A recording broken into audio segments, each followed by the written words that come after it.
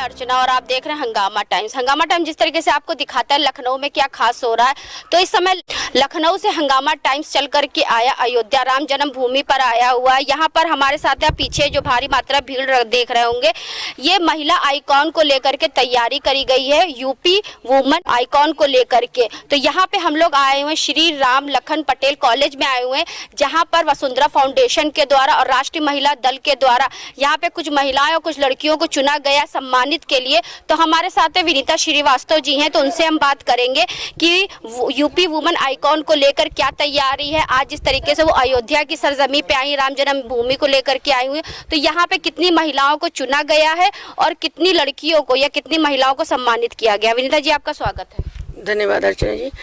UP icon को लेकर जो हमारे आदरणीय सरोज प्रसाद जी ने मतलब एक रूपरेखा तैयार की है कार्यक्रम की, उसमें उन उद्यमी महिलाओं का उन्होंने चयनित किया है कि जिले की जो उद्यमी महिलाएं हैं, आत्मनिर्भर बन रही हैं और सरकार की योजनाओं से मतलब कारगर हो रही हैं और खुद भी आत्मनिर्भर हो रही हैं, औरों को भी जागरूक कर उन्हें आत्मनिर्भर बनाने का काम करें। तो हमारी संस्था RMD और वसुंधरा फाउंडेशन उनको सम्मानित करने का काम करेगी और इसी को लेकर एक कार्यक्रम हमारा होगा यूपी वुमेन आइकॉन, जिसमें उन महिलाओं को चयनित किया जाएगा जिले से और उनको सम्मानित करने का काम किया जाएगा। आज कितनी संस्थाओं वाले लोग यहाँ पे आए हुए थे आपका अयोध्या में?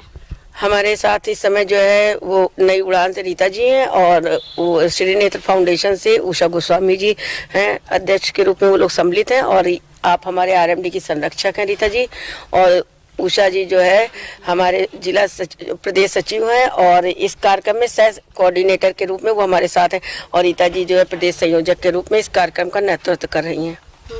तो रीता सिंह जी से हम बात करेंगे कि आज जो कार्यक्रम किया गया है यहाँ पर वसुंधरा फाउंडेशन और राष्ट्रीय महिला दल के द्वारा, तो क्या कहना चाहेंगे? मैम आपका स्वागत है। पहले तो अयोध्या की सरजमी को हम प्रणाम करते हैं।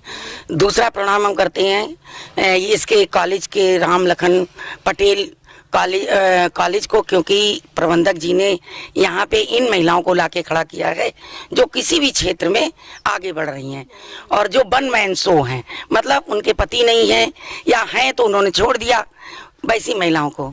तो आज कितनी महिलाओं या लड़कियों को, जैसे हमने विनीता जी से पूछा था, तो कितनी महिलाओं कितनी लड़कियों को सम्मानित किया गया और यूपी वुमन आइकॉन के लिए किनको चुना गया?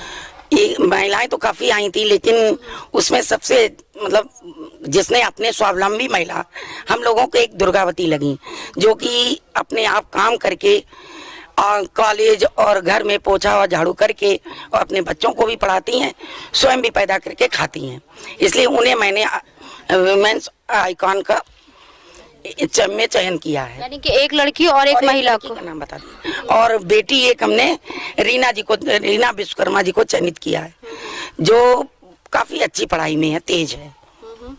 तो रीना विश्वकर्मा, जिस तरीके से आपको यूपी वुमेन आइकॉन के लिए सम्मानित किया गया, तो क्या कहना चाहेंगी? मैम पहली बार मैं थैंक यू बोलना चाहूँगी कि मुझे इस लायक समझा गया कि मैं इस काबिल हूँ।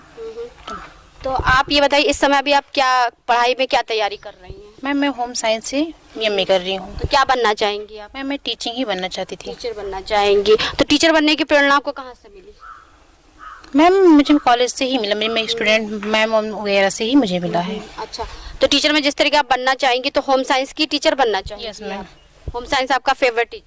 मैम कोशिश कर रहे हैं होम साइंस से ही बनने की। तो ये श्री राम लखन पटेल कॉलेज में ही पढ़ती हैं? यस नहीं मैम, यहाँ नहीं पढ़ती हैं। चलिए ठीक है।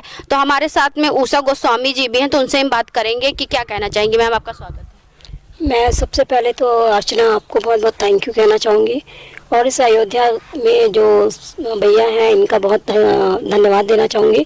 इन्होंने आज हम लोगों को एक मौका दिया कि हम लोग इस गांव में या जो इस एरिया में महिलाएं हैं जो स्वावलंबी हैं, जो लड़कियां पढ़ रही हैं और स्वावलंबी हैं और ऐसी फैमिली से हैं जो कि स्ट्रॉन्ग फैमिली से नहीं है, मतलब फाइनेंशियली कमज़ोर होते हुए भी अपने आप को निखार रही हैं। और इसमें से जो दुर्गा आंटी हैं मतलब जी हैं, उन्होंने बताया कि मेरे हस्बैंड नहीं है, फिर भी उन्होंने इस स्कूल में काम करके और जगह काम करके अपने बच्चे को पाला और घर के सारे खर्चे को भी संभाला और एक स्ट्रॉन्ग महिला बन के रही।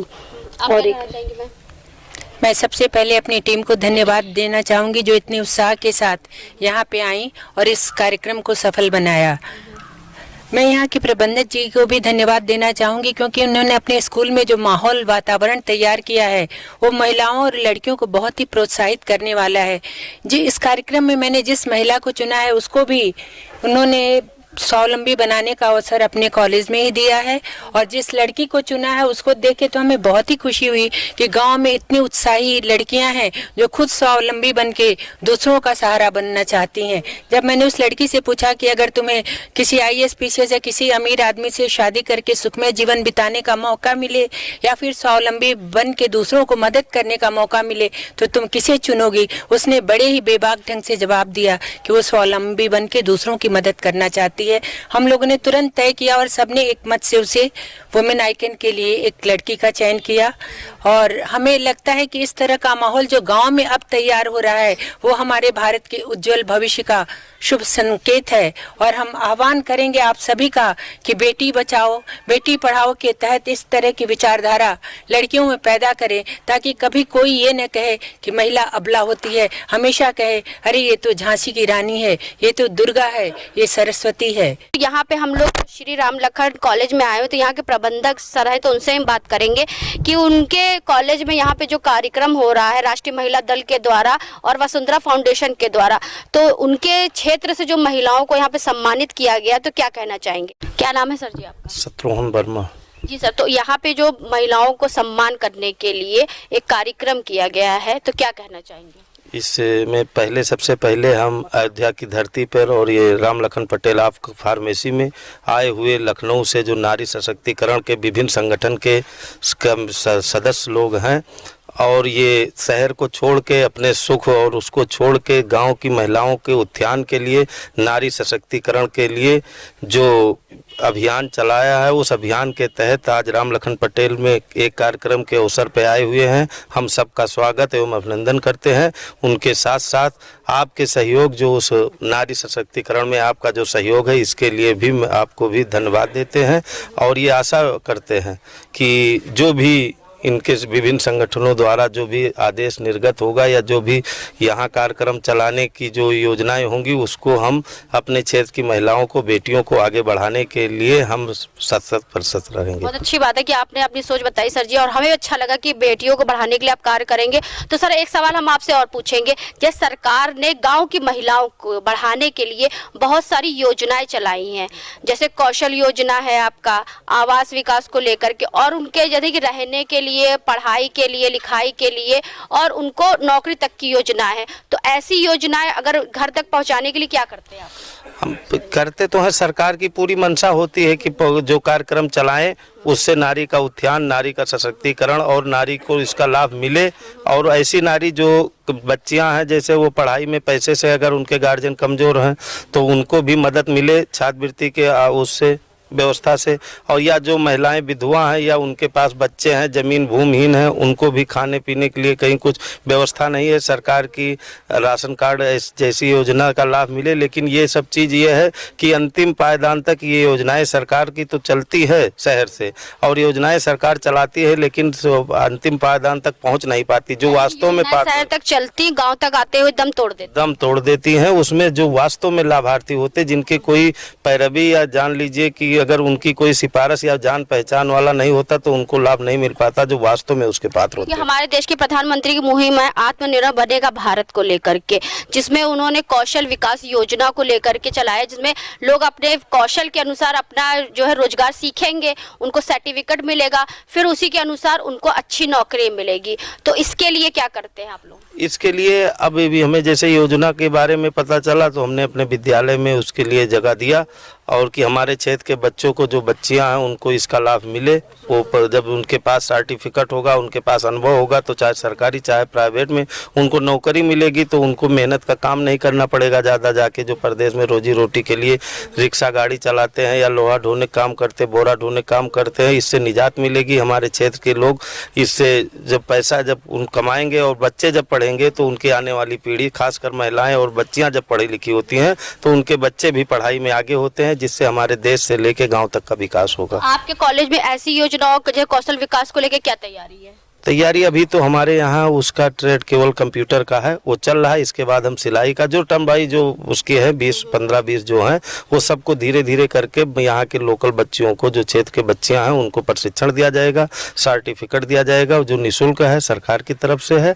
और उसके लाभ लेके वो चाहे सरकारी चाहे प्राइवेट अपने को मजबूत करेंगे, अपने परिवार को मजबूत करेंगे। आने वाली समाज में इसके लिए महिलाओं का सम्मान होगा और वो अपने आत्मनिर्भर होंगी महिलाएं। यानी कि आपका कहने का मतलब ये है कि आप महिलाओं को आगे बढ़ाने के लिए या गांव वालों को आगे बढ़ाने के लिए आप एक अपना लक्ष्य आपने तैयार करके रखा हुआ और यहाँ पे आप तैयारी भी कर रहे हैं। जिस तरह की हम देख रहे हैं कि आपकी बिल्डिंग बन रही है तो यहाँ पे भी आप वो सुविधा प्रोवाइड करवाएंगे लोगों को पूरी तरह से। लेकिन सरकार की योजनाएं हम ये चाहेंगे कि आप लोग जैसे कि ये जो विभिन्न संगठन के साथी आज यहाँ आए हैं, महिलाएं कमेटी के अध्यक्ष और सचिव वगैरह, हम ये चाहेंगे कि इनके जो राष्ट्रीय अध्यक्ष और ये भी हों, उनको भी वो गाँव में लेके जाएं, गाँव की ओर यहाँ से निकल के आए। जो प्रतिभाएं हमारी गाँव में छिपी हुई हैं वो सामने तक जाएं और उनके सामने आए और उनका जो निजात है, जो उनका सहयोग हो सके उसको इस संगठन द्वारा किया जाए और ये बात सरकार तक पहुंचाई जाए। हमारे राष्ट्रीय अध्यक्ष जी किसी कारणवश नहीं आ सके, वो अगली बार आएंगे और यहाँ गांव-गांव में चल के भी साथ साथ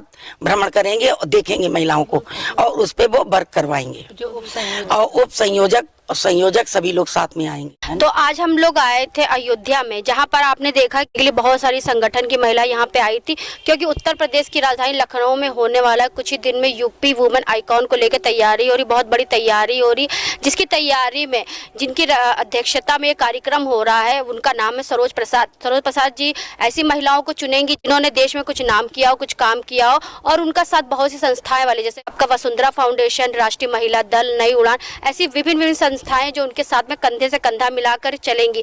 यहाँ के संस्थापक जी से भी हमने बात करी, उन्होंने बताया कि बहुत सी योजनाएं आती लेकिन गांव तक आते आते दम तोड़ देती हैं और महिलाओं को उनका हक नहीं मिल पाता है। तो जब ऐसी संस्थाएं वाले एक साथ मिलकर अपना काम करेंगी तो महिलाओं को मिलेगी एक नई उड़ान और उनको मिलेगा शिक्षा का अधिकार। तो इसी के साथ मैं अर्चना आपसे इजाजत लेना चाहूंगी। धन्यवाद, बने रहिएगा हंगामा टाइम न्यूज चैनल के साथ। हंगामा टाइम्स की तमाम खबरों को देखने के लिए हंगामा टाइम्स को सब्सक्राइब कर लीजिए और बेल आइकन दबा लीजिए। अगर आपको ये वीडियो अच्छा लगा हो तो लाइक बटन प्रेस कर अपनी प्रतिक्रिया हमारे कमेंट बॉक्स में देना।